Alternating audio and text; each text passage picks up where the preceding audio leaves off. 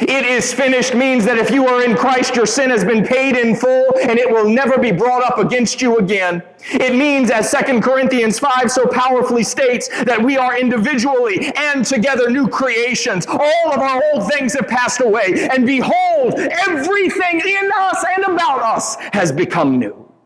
If you have submitted your life and your heart to Jesus, it is finished. Your sin has been forgiven. Your debts have been paid. Your past has been dealt with, and your future has been secured. You are redeemed and you are reconciled to God. You have been adopted into the Lord's family. Your name has been written in heaven. You belong to God, and your sin no longer belongs to you. It is finished.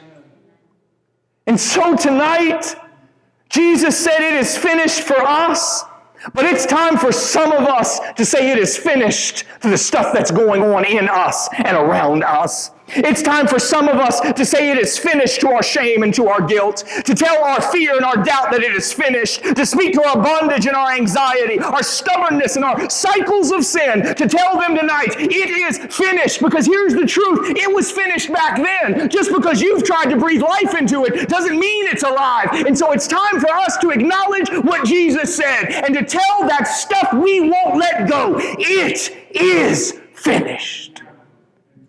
Because he does all things well, and he does all things in fullness. Believe what Jesus said and what Jesus did enough to say it for ourselves. Again, it is finished.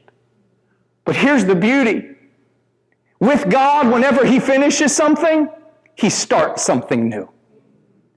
God's not the God who just finishes stuff and takes off his gloves and goes sits down because it's over. He finishes something because there's something new that he's been working toward, that he's been planning, that he's been getting us ready for. And so it is finished also means now we can begin to walk in holiness, to walk in intimacy and fellowship, to walk in freedom and restoration, reconciliation and redemption. It is finished means something new has begun. And so I'll ask you tonight, are you living in what's already finished, or are you living in what's been begun for you? Are you living in a life of newness, or are you living in what you thought you knew in the past? Because Paul said in the book of Romans that all of this was so that we would walk in newness of life. Does your life look like it always has, or is it new? Because if it's not new, you don't know that it's finished. It is finished is not simply something Jesus said, it is everything Jesus did. Everything you've carried, you don't have to ever carry it again. For one simple reason. It is finished.